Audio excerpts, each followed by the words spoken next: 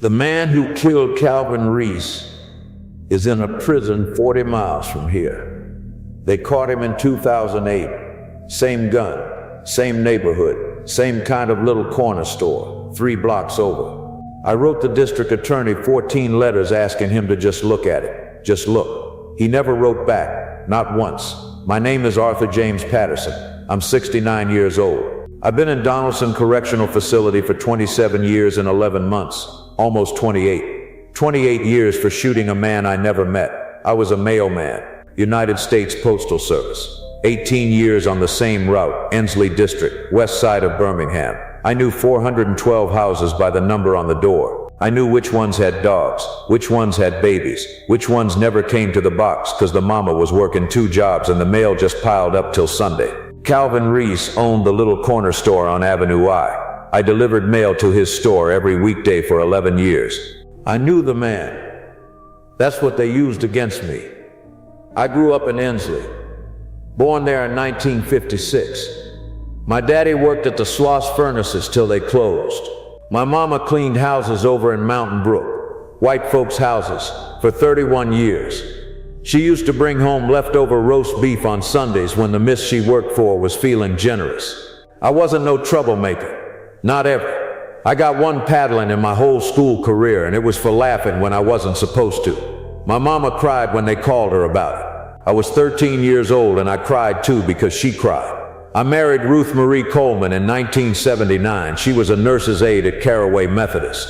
I met her because she lived on my road 2714 Avenue F, and she used to leave lemonade on the porch for me on Tuesdays in the summer. Tuesdays because that was the hottest day, she said. I don't know why she believed Tuesdays was the hottest day, but every Tuesday lemonade. 41 years we was married. We had 2 children. James Jr., he's a contractor in Huntsville now. And Denise, she's a dental hygienist in Atlanta. Twins, both turning 45 next month. I never had so much as a parking ticket, not one. I voted in every election since I was 18. I was a deacon at Mount Olive Baptist for 9 years. I fixed bicycles for the neighborhood kids in my driveway on Saturdays because their daddies wasn't around to do it. And the state of Alabama says I walked into a store on the night of October 14th, 1996, and shot a man in the chest for $43 and a carton of cigarettes. Does that sound like a man to you? October 14th, 1996, a Monday night. Ruth had a headache all day. The bad kind. The kind she got maybe 4 times a year, where she couldn't stand light, couldn't stand sound, just lay in the dark room with a washcloth over her eyes. Around 8:30 at night, she asked me to go to Walgreens and get her BC powder, the yellow packets. That's the only thing that worked for her headaches. BC powder and a Coke. The Walgreens on Lom Avenue, that's the one closest. I got in my Chevy Caprice. It was burgundy, 1988. I bought it used from a man at church, and I drove there. Got there about 8:45. I know because the DJ on WBHM said the time right when I pulled in. Tavis Smiley's show was coming on. The BC powder was on sale, 2 for 1. I bought 2 boxes. Took me longer than it should have because the lady at the register couldn't find her scanner. That was Marjorie. She was the night cashier on Mondays. I knew her name because she knew me. She called me Mr. Arthur. I left Walgreens at about 9:07. I remember because I looked at the dashboard clock and thought Ruth was going to be mad I took so long. I drove straight home. Got there about 9:25. Here's what I cannot prove. Between 9:07 and 9:25, I was alone in my car driving home. 18 minutes, no witness. No receipt with a timestamp. Walgreens receipts didn't print times back then. And between 9:25 and when the police came knocking at 11:40 the next morning, I was home with Ruth. But Ruth was asleep. She took the BC powder, drank half the Coke, and was out by 9:40. She slept straight through till morning. So for those 18 minutes in the car, I got nothing. No alibi, just my word. Calvin Reese was shot at 9:15, 3.5 miles from Walgreens. The police came because a 9-year-old boy named DeShawn Willis was riding his bike home from his grandmother's house at 9:15 that night. He saw a black man running out the back of Reese's store. He told the police the man was tall, wearing dark clothes, and he thought the man was black. Street lights out on that block. The next day they put 6 photographs in front of DeShawn. Mine was one of them because the detective knew I worked that route and knew Mr. Reese. DeShawn pointed at me. That was the whole case. That was all of it. No gun, just a 9-year-old's finger pointing at a photograph. My lawyer was a public defender named Mitchell Burke. He had 62 active cases that month. I know because I got the records years later.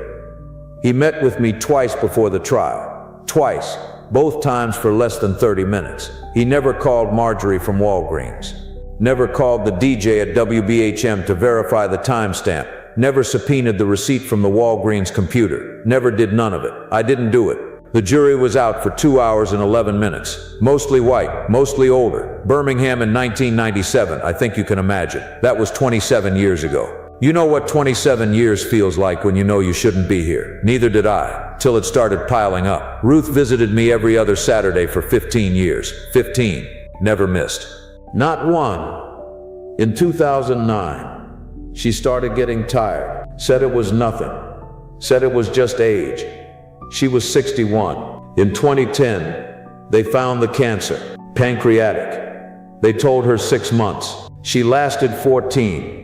She died on March 17, 2011, St. Patrick's Day, 11:40 in the morning. I wasn't there. I filed an emergency request to go to the hospital. The warden approved it, but the paperwork had to go through the sheriff's office. And the sheriff's office sat on it for 6 hours. And by the time the transport van was ready, Ruth was already gone. I got to the hospital at 2:15 in the afternoon, in handcuffs, with 2 deputies. They let me see her for 4 minutes. 4 minutes with my wife of 32 years. And she was already cold. And for what? For what? The man who actually did it was sleeping in his own bed that night. Free. He was free for 12 more years before they caught him. My daughter Denise still comes every 3 months. 8-hour drive from Atlanta, each way. She brings me pictures of her kids. 2 grandsons I never held.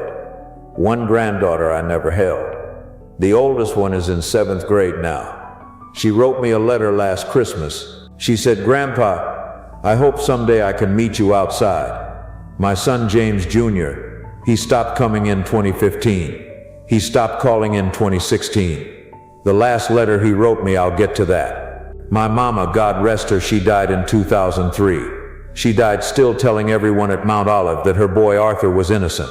Everyone on the block knew. She'd corner them in the grocery store. She was 81 years old and she was still fighting for me. I didn't get to go to her funeral either. 27 years, 4 months, 16 days, every single morning. And the man who did it, he eats 3 meals a day 40 miles from here. Paid for by the same state that's paying to keep me. Let me tell you what the jury never heard. They never heard that DeShawn Willis, the 9-year-old who identified me, recanted in 2004. He's a grown man now. He wrote a letter to the Innocence Project saying the detective sat with him for 2 hours before the photo lineup, telling him the bad man worked for the post office. DeShawn told me in 2011 in a letter that he's been carrying this for his whole adult life. They never heard that Detective Raymond Palmer, the lead detective on my case, was removed from the force in 2009 for evidence tampering in 3 other cases. 3 all black defendants. All identified by witnesses under suggestive procedures. That's the legal term. They never heard that in 2008 a man named Raymond Felton was arrested for shooting the owner of a convenience store on Avenue F 3 blocks from Calvin Reese's store. Same caliber bullet, same method. The ballistics match came back in 2010. The ballistics report is in the court file. My lawyer at the time filed a motion for retrial based on that report. The motion was denied. The judge said the identification at the original trial was sufficient to uphold the conviction regardless of new ballistic information. Sufficient. Now I'm going to be honest with you. There's one thing that don't look good for me, and I ain't going to pretend otherwise. I knew Mr. Reese. And 2 weeks before he got killed, we had words at his store. He thought I shorted him a letter. I thought he was being unfair. We raised our voices. His wife heard us. She testified to it at trial. That happened. I ain't denying it. But if every mailman who argued with a customer ended up charged with murder, there wouldn't be no mail in this country. I didn't do it. The last letter James Jr. wrote me was on a Tuesday in November 2016. 3 pages, handwritten. He said he'd been carrying the weight of my case his whole adult life. He said his wife was tired of him not sleeping. He said his kids asked about me, and he didn't know what to tell them anymore. And at the bottom of the 3rd page, he wrote, "Daddy, I love you, but I need to put this down. Please stop asking me to believe you. I can't do it anymore. It's killing me." That was the letter that broke me. Not the conviction, not Ruth dying, not Mama's funeral I missed, my own son asking me to stop telling him the truth, because the truth was killing him. So I stopped writing him. I respected what he asked. It's been 9 years. You asked me, well, you didn't ask me, you just clicked on this video.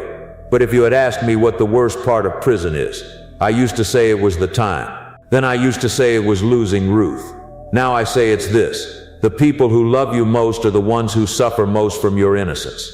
Because if you was guilty, they could grieve it and move on.